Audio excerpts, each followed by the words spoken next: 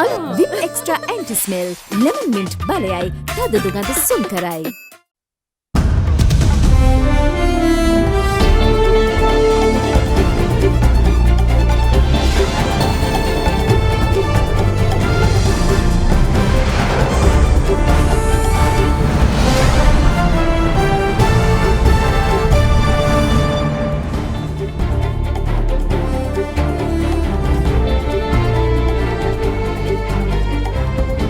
ආයිබෝන වෙක්වන්නේ අද දින මධ්‍යහන ප්‍රධාන පුවත් විකාශය සමගින් ප්‍රථමයෙන් අප අවධානය යොමු කරන්නේ පුවත් ශීර්ෂ පාඩමට.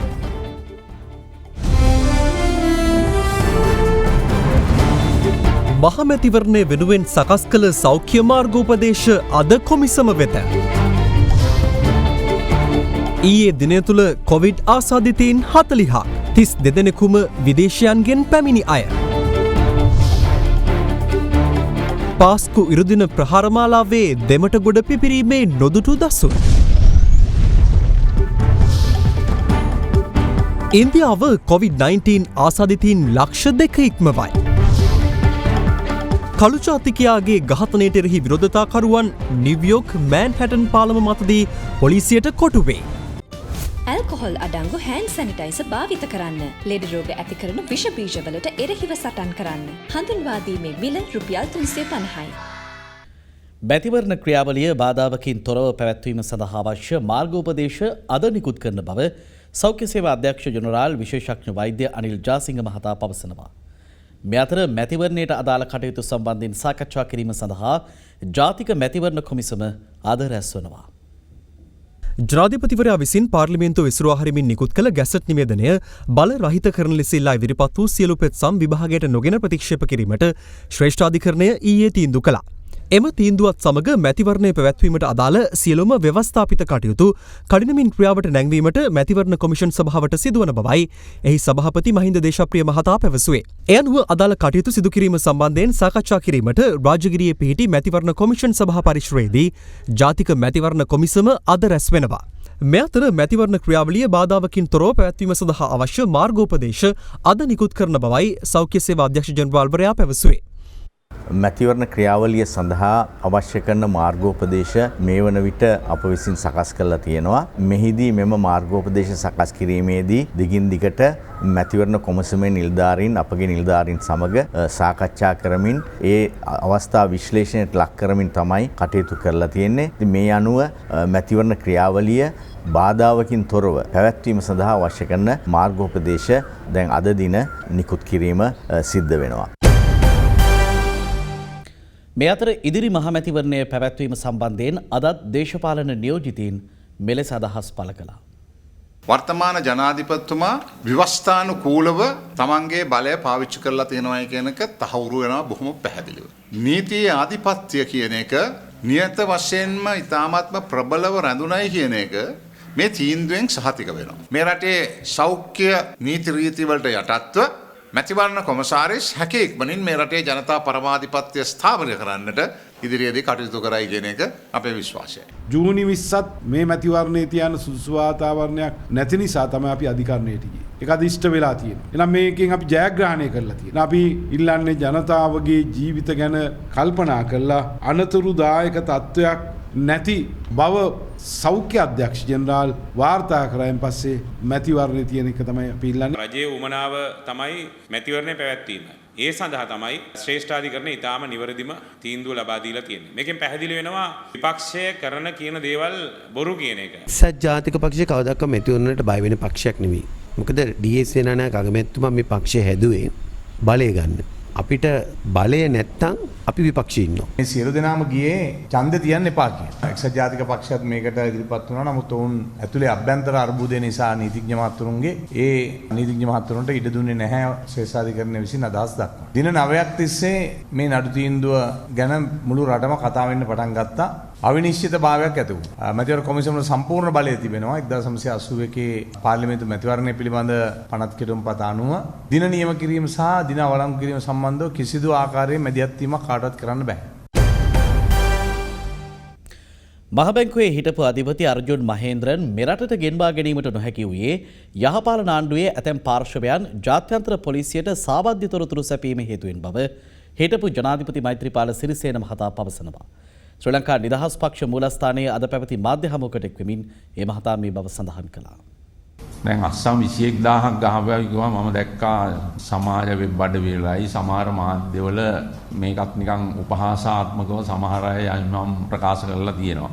මේ ලිපි ලේඛන ශ්‍රී ලංකා රජය සහ සිංගප්පූරු රජය අර්ජුන මහේන්ද්‍රන් ගෙන්වා ගැනීමට කටයුතු කිරීමේදී නීතිපති දෙපාර්තමේන්තුව තමයි සියල්ලම හැදුවේ. නීති දෙපාර්තමේන්තුවේ ආපු නිලධාරි මහත්තුරු තමයි මට කිව්වේ ජනාධිපතිතුමා අස්සම් 21000ක් විතර ගහන්න තියෙනවා වෙලාවල් ඕන කාලය ඕනේ කියලා. මම ඒ ගමන කාලය වෙන් කරගෙන ඒ වස්සම් කළා. ඉන්ටර්පෝල් එකෙන් අන්තර්ජාතික පොලිසියෙන් අපි ශ්‍රී ලංකා රජයේ ඇරියා ලියුම් මොහු අත්අඩංගුවට ගැනීමට අවශ්‍ය කටයුතු කරන්න මේ විදිහේ බරපතල මුල්‍ය වංචාවකට මොහු සම්බන්ධයි කියලා. ඉන්ටර්පෝල් එකට අපි ලියපුවාම අපේ ආණ්ඩුවේම කට්ටියක් මම මේක මීට කලින් කියලා නැහැ. ඉන්ටර්පෝල් එකට ලිව්වා මේක මුල්‍ය වංචාවක් හෝ එහෙම පිළිබඳව ප්‍රශ්නයක් නෙවෙයි. මේක දේශපාලන ගැටුමක් මත වෙච්ච දෙයක්. ඒක නිසා මේකට ඉන්ටර්පෝල් එක මැදිහත් වෙන්න එපා කියලා ලියලා ඇරියා. ඊට පස්සේ ඉන්ටර්පෝල් එක දැනුම් දුන්නා අපිට මේ විදිහේ දන්වලා තියෙනවා ඒක නිසා මැදිහත් වෙන්න බැහැයි. පස්සේ අපි නැවත දීර්ඝ ලෙස කරුණු පැහැදිලි කරලා විශාල ලිපිගොනු රාශියක් අපි ඉන්ටර්පෝල් එකට ආපහු වැරියා. ඒ අරපුවාම ඒක ඉන්ටර්පෝල් එක පිළිගත්තා. පිළි අරගෙන තමයි රතු නිවේදනයේ රෙඩ් නෝටිස් නිකුත් කෙරුවේ. නමුත් මෙතන ප්‍රශ්නයක් තියෙනවා. දැන් අද වෙනකොට වර්තමාන තත්ත්වය මට තිබෙන ආරංචි වල හැටියට අර්ජුන මහේන්ද්‍රන් සිංගප්පූරුවේ ඉඳන් නම වෙනස් කරගෙන තියෙනවා. ඒ නම වෙනස් කර ගැනීම තුල දැන් නැවත කඩදාසි වමාරු කරන්න වෙලා තියෙනවා මට තිබෙන ආරංචියක්. නමුත් ඉන්ටර්පෝල් එකට ලියපු අය සිංගප්පූරුවේ ඇතැම් බලවතුන් සමග විශාල සම්බන්ධතාවයක් තිබෙනවා. පුද්ගලික මිත්‍රශීලී සම්බන්ධතාවයක්. ඒ උඩ තමයි මේක නැවතිලා තියෙන්නේ. මේක අතිගෞරව වර්තමාන ජනාධිපතිතුමාට රජයට මේ රටේ නීති ශාස්ත්‍රයට සහ ජනතාවට මම මේ දැන ගැනීමට කියන්නේ මේක ඊටාම සත්‍ය පැහැදිලි කාරණයක්. පාස්කු ඉරු දින කොළඹ ශ්‍රැංගිලා හෝටලේදී මරාගෙන මැරෙන බෝම්බය පුපුරවාගත් මොහොමඩ් ඊබ්‍රහීම් ඉල්හාම් අහමඩ් ප්‍රහාරය ලැබූ දින අලුයම් කාලයේ සිය භාර්යාව සහ දරුවන් බැලීමට දෙමටගොඩ මහවිලි උද්‍යානයේ පිහිටි ඊබ්‍රහීම් පවුලේ නිවස වෙත පැමිණ ඇති බව ජනාධිපති කොමිසම හමුවේ ඊයේ අනාවරණය වුණා. එමෙන්ම දෙමටගොඩ මහවිලි උද්‍යානයේ පිහිටි නිවසේ සිදු වූ බෝම්බ ප්‍රහාර දෙක සම්බන්ධයෙන් මෙතෙක් අනාවරණය නො වූ CCTV දර්ශන පෙළක්ද ඊයේ දින ජනාධිපති කොමිසම විසින් මාධ්‍යට මුදා හැරියා. පාස්කු ප්‍රහාරය පිළිබඳව පරීක්ෂණ සිදු කරන ජනාධිපති කොමිසම ඊයේ දින දෙමටගොඩ මහවිල උද්‍යානයේ පිහිටි නිවසේ බෝම්බ පිපිරීම් දෙකක් සිදුවීම සම්බන්ධයෙන් සාක්ෂි විමසීම ආරම්භ කළ අතර එහිදී පළමුව ජනාධිපති කොමිසම හමුවේ සාක්ෂි ලබා දුන්නේ එම නිවසේ බෝම්බ දෙක පුපුරවා හැරි ෆාතිමා ජෙෆ්රි යන ගර්භණී කාන්තාවගේ සහෝදරෙක්. එහිදී අදාළ සාක්ෂිකරු ජනාධිපති කොමිසම හමුවේ අනාවරණය කළේ තම පවුල මෙරට ජීවත් වූ සාම්ප්‍රදායික මුස්ලිම් පවුලක් වන අතර ෆාතිමා ජෙෆ්රි යන තම නැගණියද සාමාන්‍ය ලෙස හැදී වැඩුණු අහිංසක තැනැත්තියක් බවයි. කෙසේ වෙතත් ඇයට වයස අවුරුදු 20ක් වූ 2012 වර්ෂයේදී දෙමටගොඩ ප්‍රදේශයේ ප්‍රසිද්ධ කුළුබඩු ව්‍යාපාරික මොහොමඩ් යූසුෆ් ඊබ්‍රහීම්ගේ පුත්‍රයෙකු වූ මොහොමඩ් ඊබ්‍රහීම් ඉල්හාම් අහමඩ් නැමැත්තා සමග යෝජිත විවාහයකට පිවිසි අතර ඒත් සමගම සිය නැගණියද අන්තවාදයට නැඹුරුවීම ආරම්භ වූ බව සාක්ෂිකරු ජනාධිපති කොමිසම හමුවේ අනාවරණය කළා. නැගණියක් ලෙස තමන් ෆාතිමා ජෙෆ්රිට බොහෝ සෙයින් ආදරය කළ බව සඳහන් කළ සාක්ෂිකරු වැඩිදුරටත් කියා සිටියේ විවාහයෙන් පසු ඇගේ හැසිරීම කෙතරම් වෙනස් වූයේ දයත් ඉස්ලාම් ආගමට විරුද්ධයයි පවසමින් ඇය 2016 වර්ෂයේ පැවති තම විවාහ උත්සවයට පවා සහභාගී නොවූ බවයි. ඉල්හාම් ගිය මග කොතරම් අන්තවාදී දයත් ශ්‍රී ලංකාවේ මුස්ලිම්වරු ඡන්දය ප්‍රකාශ කිරීම කෙරෙහි විරුද්ධත්වය පළ කළ ඔහු ඉස්ලාම්වරු ඡන්දය පාවිච්චි කළ යුත්තේ ඉස්ලාම් රාජ්‍යයක ඉස්ලාම් නායකයෙකු පත් කිරීම සඳහා පමණක් යයි ප්‍රකාශ කළ බවද සාක්ෂිකරු කොමිසම හමුවේ කියා සිටියා. ඔහු වැඩිදුරටත් සඳහන් කළේ මෙරට මද්‍රසා පාසල් ක්‍රියාත්මක වන ආකාරය පවා විවේචනය කළ ඉල්හාම් සහ ෆාතිමා යුවල දරුවන්ව පාසල් යැවීමට විරුද්ධ වූ අතර කුඩා දරුවන්ට ලබා දෙන එන්නත් පවා සිය දරුවන්ට ලබා නොදුන් බවයි. එවැනි වාතාවරණයක් තුළ විවාහයෙන් පසු තම නැගණිය ඉල්හාම්ගේ අන්තවාදී ආකල්ප පසුපස යමින් තම පවුලේ ආගමික ඇදහිීම විවේචනය කළ බැවින් ඔවුන් සිය පවුලෙන් මෙන්ම සමාජයෙන්ද ඈත් වූ බව සාක්ෂිකරු අනාවරණය කළා. ඇගේ එම වෙනස්වීම පිළිබඳව තම පියා ප්‍රශ්න කළ අවස්ථාවක මගේ හස්බන්ඩ් යන පාරේ මම යන්නේ යනුවෙන් සිය නැගණිය ප්‍රකාශ කළ බවත් ඇගේ එම ප්‍රකාශය තුළ ඇය ඒ වන විටත් බ්‍රේන් වොෂ් වීමකට ලක්වමින් සිටි බව තමන්ට පැහැදිලි වූයේ යැයි ෆාතිමාගේ සහෝදරයා කොමිසමට පැවසුවා. කෙසේ වෙතත් ඉකුත් වසරේ අප්‍රේල් 21 පළමු බෝම්බ පිපිරීම් කිහිපය සිදු වූ කාලය තුළ සිය නැගණියගෙන් තම මවට දුරකථන ඇමතුමක් ලද බවත් ඇය කලකිරීමෙන් හඬමින් හැකි විගස තම නිවසට පැමිණෙන ලෙස මවට දැනුම් දී තිබූ බවත් ෆාතිමාගේ සහෝදරයා පැවසුවා. ඔහු වැඩිදුරටත් කියා සිටියේ ඒ අනුව පෙරවරු 10ත් 10:30ත් අතර සිය මව මර්දානයේ සිට දෙමටගොඩ මහවිල උද්‍යානයේ පිහිටි නිවසට පිටත් වූ බවයි. එහිදී ජනාධිපති කොමිසම විමසා සිටියේ මව නිවසට ගිය අවස්ථාවේ ෆාතිමා ජෙෆ්රි කුමක් සඳහන් කර ඇද්ද යන්නයි. එහිදී සාක්ෂිකරු කියා සිටියේ එදින අලුයම එකට පමණ ඉල්හාම් අහමඩ් නිවසට පැමිණ දරුවන් වඩාගෙන හඬා යලි නිවසින් පිට වූ බවත් ඒ මොහොතේ සිට ඔහුගේ දුරකථනයේ ක්‍රියා විරහිත යයි පවසමින් සිය මව සමග ෆාතිමා හඬා වැටී ඇති බවයි. එයින් අනතුරුව අපරාධ පරීක්ෂණ දෙපාර්තමේන්තුවේ මිනිමැරුම් අංශයේ කාන්තා උපපොලිස් පරීක්ෂක වෙත්තසිංහ නිලධාරණිය ජනාධිපති කොමිසම හමුවට කැඳ වූ අතර එහිදී දෙමටගොඩ මහවිල උද්‍යානයේ ඊබ්‍රාහිම් නිවසේ සිදු වූ බොම්බ පිපිරීම් දෙකට අදාළව මෙතෙක් මාධ්‍ය ඔස්සේ ප්‍රචාරය නොවූ CCTV දර්ශන පෙළක්ද මාධ්‍ය වෙත මුදා හැරුණා.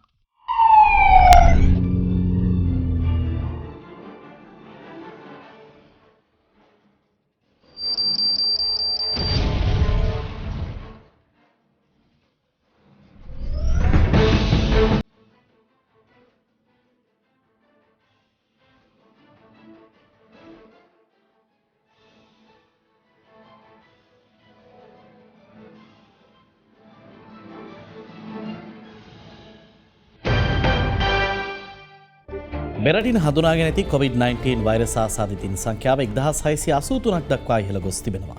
ඒ ඊයේ දිනේ හඳුනාගත් නව ආසාදිතයින් 40 දෙනාද සමගයි. ඊයේ දිනය තුළ මෙරටින් වාර්තා වූ COVID-19 ආසාදිතයන් ගණන 40ක්. ඒ අතරට විදේශ රටවල සිට පැමිණ නිරෝධායන මධ්‍යස්ථානවල රැඳී සිටි පුද්ගලයන් 32 දෙනෙක් නාවික හමුදා සමාජිකයන් 7 දෙනෙකු සහ නාවික හමුදා ආශ්‍රිතයෙක් අයත්. ඒ වගේම ඊයේ දිනේ සිංගප්පූරුවේ සිට පැමිණි ගුවන් යානය මගින් ඒ වගේම තවත් ගුවන් යානයක මගින් මේ ගුවන් තොටුපළේදීම PCR පරීක්ෂණ සඳහා සාම්පල ගැනීමේ ක්‍රියාවලිය ආරම්භ කරා. ඒ අනුව ඒ අයගේ ප්‍රතිඵල අද දින ලබා දීමට නියමිතයි. පළමු ආසාදිත නාවික සෙබලා වාර්තා වූ ඉකුත් අප්‍රේල් 22 වනදා සිට අද දක්වා ගත වූ දින 42 තුළ වාර්තා වන සමස්ත නාවික හමුදා ආසාදිතයන් ගණන 771ක්. එමෙන්ම තවත් නාවික සෙබළුන් 3 දෙනෙකු සුවය ලැබීමත් සමග සුවය ලැබූ මුළු නාවික හමුදා සමාජිකයන් ගණන 418 දක්වා ඉහළ ගොස් තිබෙනවා. අද වන විට මෙරට සමස්ත කොවිඩ් ආසාදිතයන් ගණන 1683ක්. ඒ අතරින් මේ වන විට පූර්ණ සුවය ලබා සිටින ගණන 823ක්. ඒ අනුව තවත් 849 දෙනෙකු තවදුරටත් රෝහල්ගතව ප්‍රතිකාර ලබනවා. මේ අතර සංචාරක නෞකාවක සේවය කළ කාර්ය මණ්ඩලයේ සිටි ඉන්දියානු ජාතිකයන් 383 දෙනෙකු ශ්‍රී ලංකන් ගුවන් සේවයේ ගුවන් යානා දෙකකින් මුම්බයි සහ ගෝවා දක්වා පිටත් කර හැරීමට ඊයේ පියවර ගත්තා. අද රාත්‍රී 10න් පසු ලබන 6 වන දින අලුයම 4 දක්වා දිවයින පුරා ඇඳිරි නීතිය ක්‍රියාත්මක වන බව රජය දැනුම් දී තිබෙනවා. 6 වන සෙනසුරාදා සිට සියලු දිස්ත්‍රික්කවල නැවත දැනුම් දෙනතුරු ඇඳිරි නීතිය ක්‍රියාත්මක වන්නේ පෙර පරිදි රාත්‍රී 10 සිට අලුයම 4 දක්වා පමණයි. හෙට දින දිවයින පුරා ඇඳිරි නීතිය ක්‍රියාත්මක වන බැවින් රජයේ කාර්යාලවලට හෙට නිවාඩු දිනයක් ලෙස ප්‍රකාශයට පත් කිරීමට තීරණය කළ බව රාජ්‍ය පරිපාලන ස්වදේශ කටයුතු පළාත් සභා සහ පළාත් පාලන අමාත්‍යාංශය නිවේදනය කළා. අසල්වැසි ඉන්දියාවේ කොවිඩ් ආසාදිතයින් ගණන ලක්ෂ 2 ඉක්මවා ගොස් තිබෙනවා. ගෝලීය කොවිඩ් ආසාදිතයින් ගණන ලක්ෂ 65කට ආසන්න වෙද්දී සමස්ත මරණ ගණන 3,82,000 ඉක්මවා තිබෙනවා. කොවිඩ් වෛරස ව්‍යාප්තියෙන් වැඩි වශයෙන්ම පීඩාවට පත් වූ දකුණු ආසියාතික රාජ්‍ය වන්නේ ඉන්දියාවයි. එරට ආසාදිතින් ගණන ඊයේ දිනේදී ලක්ෂ 2 ඉක්මවා ගියේ ගත වූ පැය 24 තුර එරටින් හඳුනාගත් ආසාදිතින් 8,821 දෙනාත් සමගින්. එමෙන්ම ඉන්දියාවේ සමස්ත කොවිඩ්-19 මරණ ගණනද 5,829ක් දක්වා ඉහළ ගොස් තිබෙනවා. කළුජාතිකයෙකු ඝාතනය වීම ආරම්භයා මේ වන විට රට පුරා විරෝධතා ව්‍යාප්ත වී ඇති පසුබිමක ලෝක බලවතා වන ඇමරිකාවෙන් හමු වූ කොවිඩ් ආසාදිතින් ගණන 19 ලක්ෂයකට ආසන්නව තිබෙනවා. ඉන් එරට සිදු වූ මරණ ගණන 1,08,059ක්. ගත වූ දිනේ වැඩිම දෛනික කොවිඩ් මරණ ගණන වාර්තා වන්නේ බ්‍රසීලයෙන්. එමාගිය 1,232ක් ලෙසින් දැක්වුණා. මේ අනුව එරට කොවිඩ් මරණ ගණන 31,278 දක්වා ඉහළ ගියේ ආසාදිතින් ගණන 5,56,000ක් හමු වෙති. එගොත් යහපාලන ආණ්ඩු සමයේ සිදු වූ දේශපාලන පලිගැනීම් පිළිබඳව සොයා බැලීමට පත් කළ ජනාධිපති කොමිසම හමුවේ සාක්ෂි ලබා දීම සඳහා නිශංක සේනාධිපති මහතා අද තෙවන දිනටත් කොමිසම හමුවේ පෙනී සිටියා. ආන්දෝලනාත්මක ඇවන්ගාඩ් පාවෙන අවිගබඩාව සම්බන්ධයෙන් ඉකුත් යහපාලන ආණ්ඩුව තමන්ගින් දේශපාලනිකව පරිගැනීමට උත්සාහ කළ බවට නිශ්ශංක සේනාධිපති මහතා ගොනු කර තිබූ පැමිණිල්ලකට අදාළව සාක්ෂි ලබා දීම සඳහා අද තෙවන දිනටත් ජනාධිපති කොමිසම හමුවේ පෙනී සිටීමට ඔහු පැමිණියා. නාවික හමුදා මූලස්ථානයේ අවුරුදු 3ක කාලයක තුල ඒ ඉදිරිපත් කරලා තියෙන්නේ හිටපු නාවික හමුදාපති අද්මිරල් රහින්ද විජේරත් මහත්මයා අවුරුදු 3කට නාවික හමුදාව ලබාගත් මුදල ප්‍රෙසිඩෙන්ෂල් කමිෂන් එකට මිලියන 1728යි කියලා අවුරුදු 3කට. ඒතර අපිට නඩු දැම්මේ මොකටද? බිලියන 11.7ක් කියන්නේ මිලියන 11700ක් රජයට පාඩු කරා කියලා. දැන් රජයට පාඩු කරා වෙන්නේ කොහමද? ඒ ගාන නාවික හමුදාව හම්බ කරලා තියෙන 11700 න. අපි තමයි මේක ව්‍යාපාර ඥාන යොදවලා 11700ක් හම්බ කරේ. ඒ කරපේක පාඩුවේ කියලා තමයි නඩු දැම්මේ. ගිය ආණ්ඩුවේ ඔය හිටපු ජරාදීර්ණ දේශපාලඥයෝ මාධ්‍යරා බොරු කියලා කරපු වින්නයි. මෙන්න නාවික හමුදාවේ ලියුම. අර්ජුන රණතුංග, රාජිත් සේනාරත්න, පාටලි චම්පික රණගේ. අර්ජුන සෙක්‍රටරිලා දෙන්නෙක් එවලා මයිකවා තියෙන අඩපට ඩීල් දාන්න ඇති ලෑස්තිච්ච ආකාරයෙන්. මෛත්‍රීපාල සිරිසේන මැතිතුමාගේ අනුදැනුම යටතේ ඒ ආණ්ඩුව ඊට දවස් 21කට පස්සේ තමයි මේක පාර ගත්තේ. දැන් තේරෙන්නේ නැතිනේ කොච්චර දේශපාලන බලපෑමක් වුණාද කියලා. බන්ධකට හසු වී මියගොස් සිටි දිවියෙකුගේ සිරුරක් සොයා ගැනීමට හික්කඩුව වනජීවී නිලධාරීන් සමත්ව තිබෙනවා. ගාල්ල නෙළුව හත්පිටිය මැණික්කාවිට ප්‍රදේශයේ අටවන ලද මන්දකට හසුවී මියගොස් සිටි දෙවියෙකුගේ සිරුරක් හික්කඩුව වනජීවී නිලධාරීන්ට හමු වී තිබෙනවා. ඔවුන් පවසන්නේ මේ දෙවියා දින 4කට පෙර මියගොස් ඇති බවයි. එවන විටත් අදාළ සත්වයාගේ නිය දත් කිසියම් පිරිසක් විසින් ගලවාගෙන ගොස් තිබුණා. කෙසේ වෙතත් පසුගිය දින කිහිපය පුරා බොහෝ දෙනෙක් කතාබහට ලක් කළ නල්ලතන්නිය ලක්ෂපාන වතුයායේදී හමු වූ දුර්ලභ ගණයේ කළු කුටියාද සොයාගනු ලැබුවේ මන්දකට හසු වී සිටියේදී. එලෙස මුදාගෙන කුටියා දින කිහිපයකට පසු මිය ගියා. එවන් පසුබිමක තවත් කොටියක හමුවන්නේ යටියන්තොට සීපෝන් ප්‍රදේශයේ වනලැහැබක මන්දකට හසු වී සිටියේදී. වනජීවී නිලධාරීන් විසින් එම කොටියා මුදාගෙන ශ්‍රීපාද රක්ෂිතයට නිදහස් කරනු ලැබුවා. සිංහරාජ වනාන්තරයේ ඇති ජලවලුපත් මිනිස් ක්‍රියාකාරකම් හේතුවෙන් සිඳියාමේ තර්ජනයකට ලක්ව ඇතැයි වාර්තා වනවා. මේ ඒ පිළිබඳව කළ කෙටි සොයා බැලීමක්. ශ්‍රී ලංකාවේ ප්‍රධාන තෙත් කලාපීය වනාන්තරයක් ලෙස සිංහරාජ වනාන්තරය හඳුන්වා දිය හැකියි.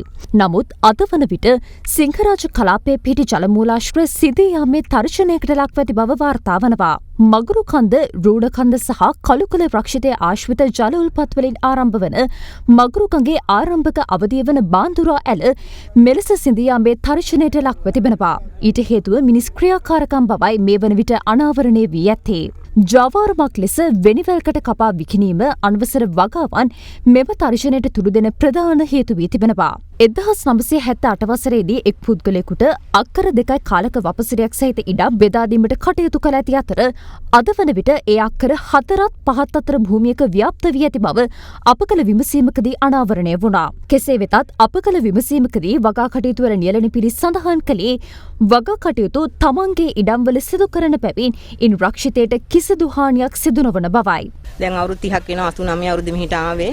ඉඩමෙන් පිට අපි ගිහින් නැහැ. අපේ ඉඩම අපි කොහොමද මේ ටිකේ එළවලු වවනවා ගම්මිරිස් වවලා තිබුණා. මහ කැලේ කපලා නැහැ. බොහෝ පිරිස් ස්වභාවික වනාන්තර සීමාව ඉක්මවා පරිපෝෂණය කිරීමට කටයුතු කිරීම මෙම තත්වයට බලපෑ ඇති ප්‍රධාන හේතුවක්. ලංකාවේ වැඩිම දියවුල් ප්‍රමාණයක් තියෙන මේ ප්‍රදේශයේ. සතිය දෙක පායනකොට මේ වතුර නැත්තටම නැති වෙනවා. ඒ උනත් දොලත් හිඳිලා මාළු ටිකත් මැරිලා යනවා. ගාමසේක මහත්තයා ඇවිල්ලා බලන්නේ කණුව කෙලින්. කණුව හරිද කියලා අහනවා හරි කියලා යනවා. ඇලේට යන්න කණුව හරි කියනවා.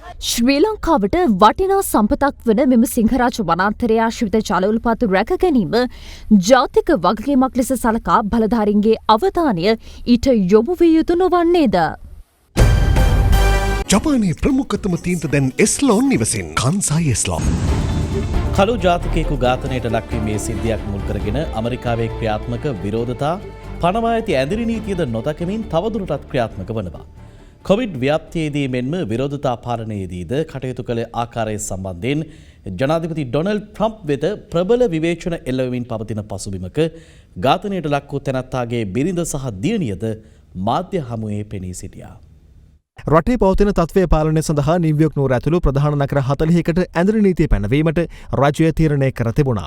එහෙත් පවතින සංචලන සීමා ජනාධිපති ඩොනල්ඩ් ට්‍රම්ප්ගේ තර්ජනාත්මක ප්‍රකාශ හෝ කොවිඩ් ව්‍යාප්ත වීමට ඇති දැඩි අවදානමද නොතකමින් ජනතාව මේ විරෝධතාවන්ට එක්වීම විශේෂත්වයක්. මේ අතර ඇමරිකාවේ නිව්යෝක් නුවර දැඩි ප්‍රචණ්ඩකාරී තත්ත්වයක් මේ වන විට උද්ගතව පවතිනවා. විරෝධතාකරුවන් ප්‍රකට මෑන්හැටන් පාල මත කොට වී සිටින අතර එහි දෙපස රැස් වූ පොලිසිය පිරිස කොටු කරගෙන ඇති බවයි විදෙස් වාර්තා පවසන්නේ. මේ අතර අමානුෂ්‍ය අන්දමින් ඝාතනයට ලක් වූ ෆ්ලොයිඩ්ගේ සහකාරිය රෙක්සි වොෂින්ටන් සහ 6 හැවිරිදි දියණිය මාධ්‍ය හමුවේ පෙනී සිටියා. මිනාපොලිසියේදී අදහස් දක්වමින් රෙක්සි පවසන්නේ පොලිසියේ ක්‍රූර හැසිරීම හේතුවෙන් කුඩා දියණියකට පියා අහිමි වූ බවයි. වර්ගවාදය සම්බන්ධ කුප්‍රකට ඉතිහාසයක් ඇති ඇමරිකාවේ වර්තමානයේදීද කළු ජාතිකයන්ට එරෙහිව ප්‍රචණ්ඩ ක්‍රියා සිදුවීම සම්බන්ධයෙන් මේ වන විට එරට ප්‍රබල කතිකාවතක් ගොඩනැගී තිබෙනවා. කළු ජාතිකයන් වෙනුවෙන් සමාජ මාධ්‍ය ඔස්සේ වෙනස්ම මාදිලියේ වැඩසටහනක් ආරම්භ කෙරුණේ ඊට සමගාමීවයි. ඊයේ දිනේ ක්‍රියාත්මක වූ මේ වැඩසටහන නම් කර තිබුණේ Blackout Tuesday ලෙසයි. අද දෙරණ මධ්‍යහන පාත් විකාශය නිමවට පත් වෙනවා. සුබ දවසක්.